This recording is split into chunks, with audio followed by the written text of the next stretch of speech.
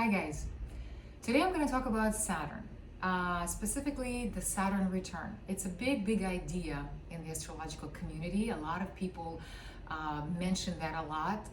You'll hear people say, I just finished my Saturn return, or I'm approaching my Saturn return. A lot of people are afraid of it. They associate it with a very cray time, with something scary, with something. I don't see Saturn as scary.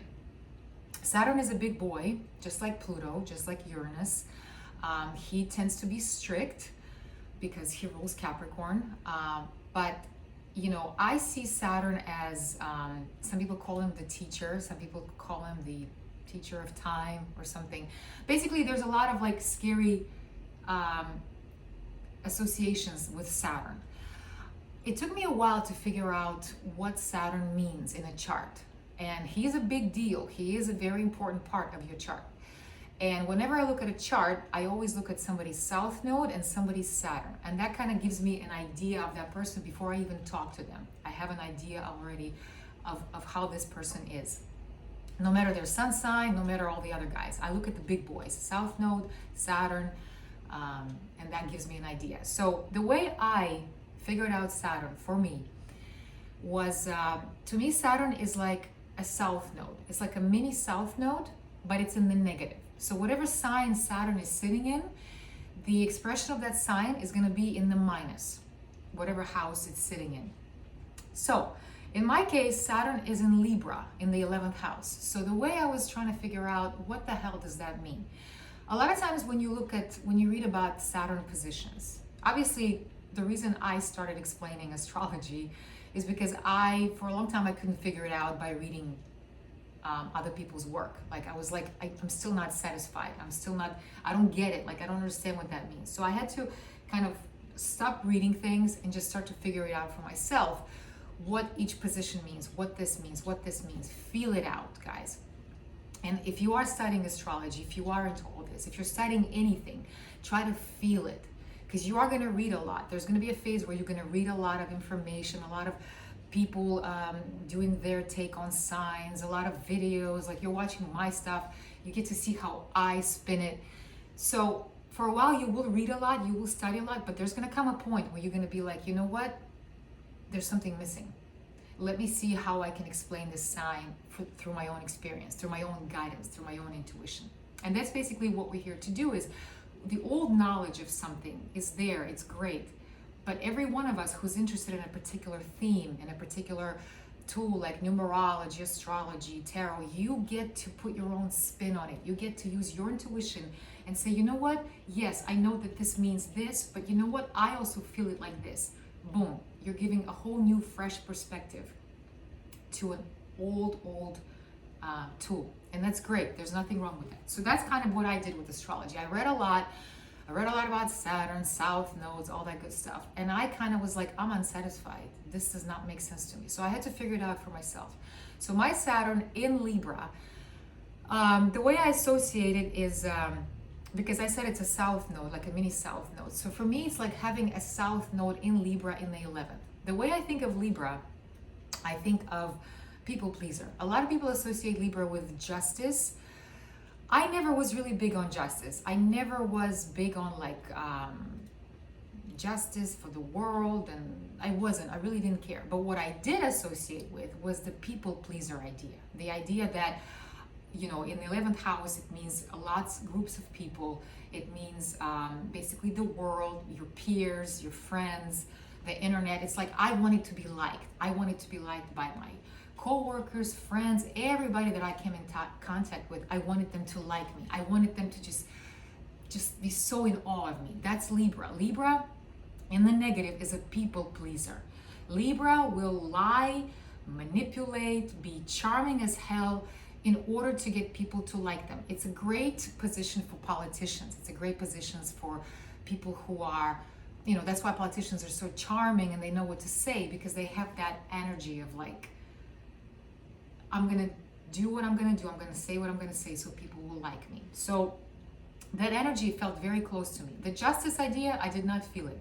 That's why I'm not really feeling the idea of Libra and justice. But I'm not saying it's not there. Maybe that's the positive idea of Libra, just the idea of like lawyers, the idea of people who are, you know, in all kinds of paralegals, things like that.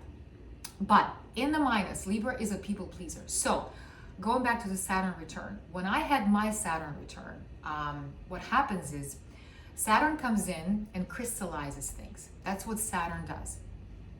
Pluto comes in, takes a long time to transform things, to kill things off and give birth to new ones. Pluto is a slow moving one.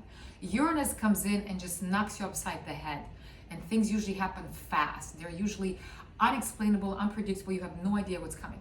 Saturn comes in, not fast, not hard, not unexpected. He's there. Saturn doesn't take a long time. He takes about 2 years to be in a house and a sign, but you feel it. He crystallizes it. He comes in and he says, okay, buddy, let's say Saturn in Libra during my return. I'm carrying the energy of Libra. That's Saturn speaking. You have Saturn and Libra in your chart. I'm going to crystallize it for you. I am going to point out the areas where you are in the minus of that sign. There's nothing wrong with the sign of Libra, you know, but you are holding it in the minus. And when you have that return happen, you basically come face to face with the minus qualities of that sign. So you are going to have situations where if you keep making those choices that are characterized by the minus idea of that sign, you will encounter obstacles. You will encounter, you know, discomfort. You will encounter just, it's going to be tough. It's going to be slow. It's going to be uncomfortable, you know. So in my case with Saturn and Libra, it was the idea that if you continue to be a people pleaser, I'm going to make life very hard for you. That's kind of what happens. It's a very strict point. So at that time in my life, I was working and it was very hard for me. It was I had a lot of responsibilities on me, but I just kept going and I kept saying I can do a good job. I wanted my bosses to like me. I wanted my customers to like me. I wanted everybody to like me. So even though I was so tired and just burnt out, I kept saying, well, it's okay, you know, I have to do a good job. I have to be liked. I have to impress them. That was the minus of the Libra energy. So Saturn in Libra was coming in saying, Libra energy is beautiful, but stop using it in the minus. Stop being a people pleaser. Eventually what happened is I got so burnt out that I basically quit. I quit that position because it was so hard for me, because even though I was pleasing and I was trying so hard to be noticed by my employer, to be liked by everybody, by my peers, by everybody, inside of me I had so much burnout and anger also, because Libra energy, when it's in the minus, it's going to be accompanied by anger too, because when you're being a people pleaser, you basically have a disregard for yourself and what you want and how you like, and you're basically doing everything that you think other people will like. So the more you do that, the more the real you is like, what are you doing? This is not us. So it's going to come to a point where you're going to start becoming angry. You will do something because you have to do it, because you want to be liked and approved, because you want to please them. But on the other side, you're going to be getting angrier and angrier until you snap. So that's the moments that I had where I would just snap, because like I can't do it anymore. That's what Saturn does. So right now, let's give an example. As I'm making this video, Saturn is in Aquarius. So a lot of you are thinking, you know, I'm having my Saturn return. What's happening is Saturn's coming in with the Aquarius energy and saying, I'm going to crystallize your version of your Saturn because it's in the minus. Because you came in with Saturn in Aquarius. So if Saturn is sitting in a sign, it's a minus. The qualities of those signs are in the minus. That means in other lifetimes, the choices you made were in the minus. So now you're going to have to transform that Saturn in your life. You're going to have to make different choices in those situations. So with Saturn in Aquarius, the Saturn return is Saturn's coming in saying, all right, so you are a humanitarian, because Aquarius, the key word for Aquarian is humanitarian. but you actually hate humans. You see the negative in humans. You see yourself as not belonging to humanity because you think that you're better than them. This is the key with Aquarius. Like I said, if you have Saturn in Aquarius, it's like having Aquarius South Node. If you want to learn more about it, I have videos where I do North Node and whatever. So in your case, if you have Saturn in Aquarius, you can watch North Node in Leo in the opposing house. And that's going to help you transform your Saturn. Because just like you're transforming your South Node, going to the North Node, you're also transforming your Saturn. So the best way to transform your Saturn is you go to the opposite house, the opposite sign. And I have a video for that if you want to. So yeah, so Saturn in Aquarius, you guys will be challenged to look face to face with your beliefs about humanity. Because you are humanitarian, but when Saturn is in Aquarius, that means you actually hate humans. You are very critical of them. You see the worst in them. You see all the shit in humans. And you hate them and you criticize them. Aquarian in the plus is great. He loves everybody. He's everybody's friend. He doesn't judge. He gets along with everybody. He doesn't get bogged down by anything. He marches to the beat of his own drum. Aquarius in the negative is critical of humanity. He's saying, no, this is not me. They're all in their, they don't care about the environment. They're all consumers. They buy more than they need. They're overeating. They're gluttonous. All they do is fuck. They do drugs. They're so dirty. Because Aquarius stands for purity also. They're so dirty. I want nothing to do with them. And that's what happens. You separate yourself from humans. And this is the minus of Aquarius energy. You should never separate yourself.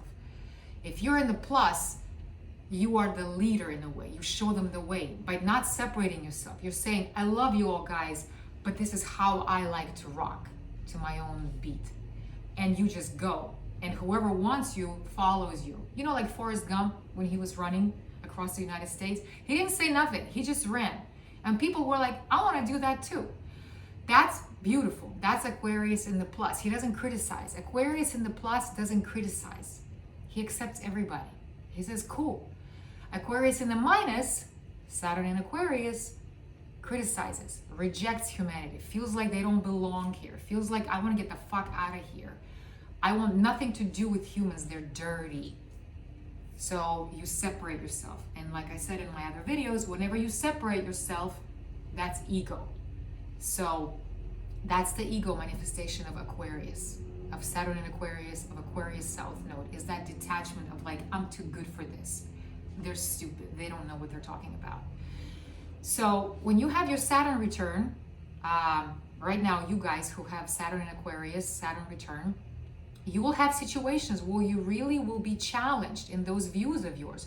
You will be challenged to let go of those judgmental views of humans. You will be challenged to look at them and say, hey, nobody's perfect. We're all doing the best that we can with whatever we have. So how can I sit here and judge them when I have my own shit? I have my own baggage. That's the key. So you will have situations where you'll be challenged with to let go of those judgmental ideas, to let go of that separation. Because Aquarius, when they're in the minus, they separate. They become that, not hermit, but they become that outcast where they're like, I want nothing to do with this society. I'm above them. I'm from another planet.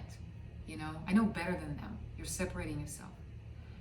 And so you become like outcasts. You don't hang around people. Criticize them, everything gets on your nerves. So you will encounter situations like that, to let go of that, to show you that if you are on this earth at this time, you belong here. And you better get busy like every one of us. And you better see the beauty in every one of us, because you are no better than every one of us. Because every one of us has their South Nodes, has their Saturn placements. We all have shit that we came here to transform. And that's the beauty of it. And that's how you crystallize your Saturn. Okay? Another one coming up, Saturn in Pisces. People that have Saturn in Pisces is like having Pisces South Nodes. Once again, you're going to be challenged. Saturn's going to crystallize that position and say, it's okay to be of service to humans and to be compassionate and to love everybody, but stop freaking sacrificing yourself for everybody. Stop trying to save everybody. Stop trying put some boundaries around you. That's what Saturn in Pisces is going to challenge those who have that position. He's going to say there's nothing wrong with loving your neighbor, but love yourself first. Stop trying to save everybody. Stop trying to, what does Pisces do in the negative? Just want to just sacrifice themselves, have no boundaries, want to give everything away, want to give them their talents away, want to feel sorry for everybody. Don't need to feel sorry for anybody. Everybody is exactly where they need to be, and whatever situation they're in is because that's part of their journey. And that brings me back to the idea of justice. I said justice is another one that's really big on earth. Always been there and always will be. Justice. I can't believe we have little babies dying from cancer, and then we have politicians stealing billions of dollars, and then we have people killing here, and then we have poverty here. There is no earthly justice, guys. There never will be, and there never was. If you can remember from the beginning of time, where somebody's fighting against another, somebody's trying to say that this is wrong and this is right. There is no earthly justice. There's universal justice. Some people call it karma. So don't worry about it. Somebody over there or somewhere is keeping track of these things, and you don't have to. That's why revenge is useless. Vengeance, punishing. I gotta get my revenge. I gotta punish them. Why? The more you do that, the more you're gonna get that, because what you put out is what you get back. If you just clean your hands and say, you know what? Yes, that person was a dick to me and they hurt me, but you know what? I'm just gonna walk away. I'm gonna say, buddy, thank you. I love you. I'll see you later. It's hard, guys. It's hard. But the faster you just let go of it and detach from it and just say, you know what? It happened. Great experience. Somewhere, somebody's watching, and just leave it alone. Universal justice. But what's happening is we're constantly fighting against each other and trying to prove each other wrong. But there is no justice, because, for example, we love cats and dogs. In another country, they eat them. Who's right? Who's wrong? Everybody.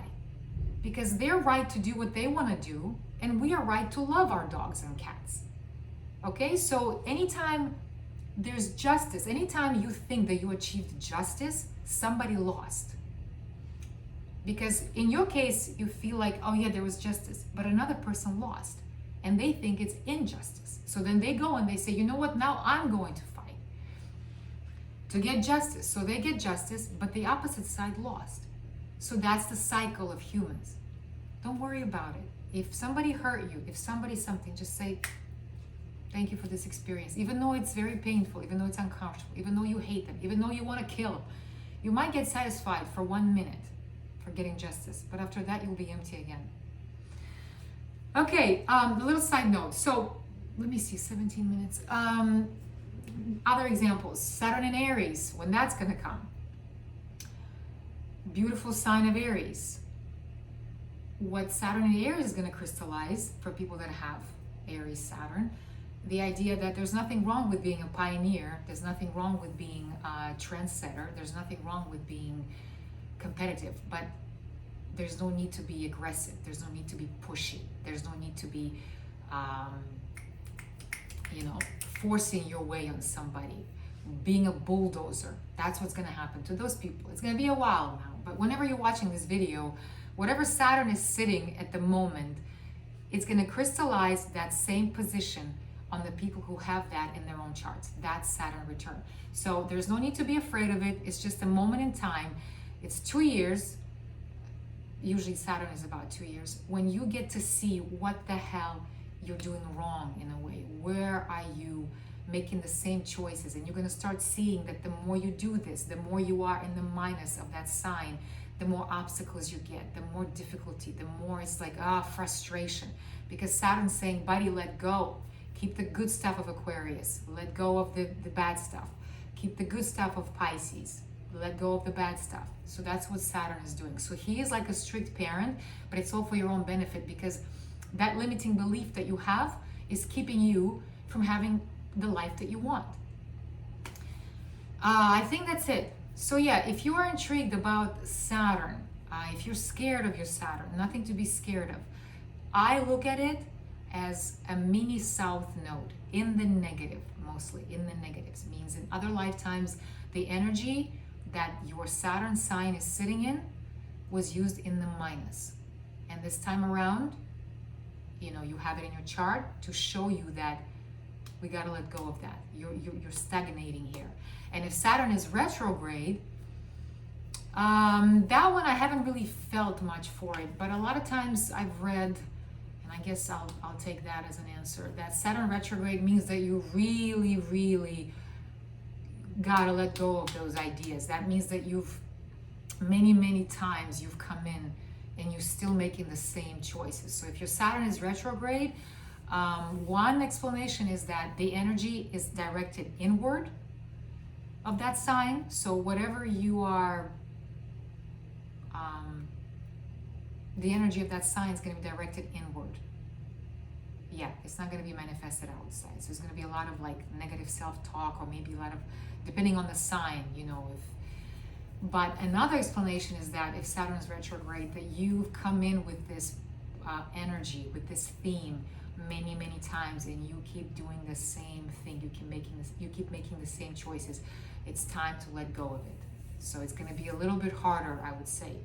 So it's going to be a little bit harsher. Maybe when Saturn is in the return, Saturn is conjuncting himself, the ones that have Saturn retrograde, it's going to feel heavier. It's going to be stricter, more painful maybe, because it's time to let go. It's time to let go because you're stagnating. If you're stagnating, you can't have an awesome, fun life that you came here to do. So in my case, Saturn in Libra, people pleaser.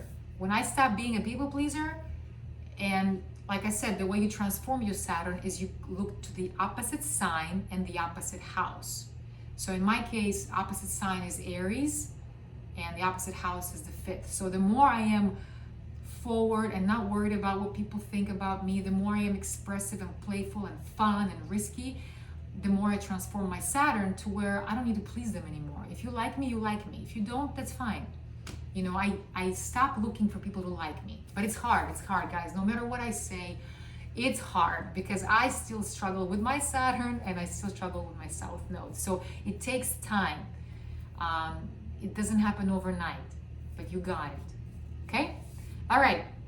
I hope this takes away the fear and the little discomfort about Saturn. Don't be afraid of it. Everything that's happening, all the transits that are happening, they're here to kind of help you, to push you, to get out of your comfort zone, to get out of your limiting beliefs, get out of the muck that you've had brought from other lifetimes, and to kind of just get you out there, to get you lighter, so you can be more fun, so you can have a fun life that you want, so you can just be lighter and just be free. Basically to release you, to get you to be free, get you out of your own cage. Okay? That's it, guys. Maybe I'll do something with Saturn pertaining to planets. It's the same thing. Saturn, if it's in transit, aspecting planets, that means it's crystallizing the energy of that planet and of that sign. But we can talk about that another time. So yeah, one more time. If you want to know how to transform your Saturn, look to the opposite house and the opposite sign. For example, if you look through my videos, you can see it as North Node in like for example, Saturn in Aquarius in the 5th. To transform it, if you look at it as a South Node, to transform it, you look to the opposite house. So it will be 11th house, and the opposite sign will be Leo. So that's how you transform your Saturn, because it's like a mini South Node, mostly in the negative. So, okay, I love you guys, and I'll talk to you soon. Bye. Ciao.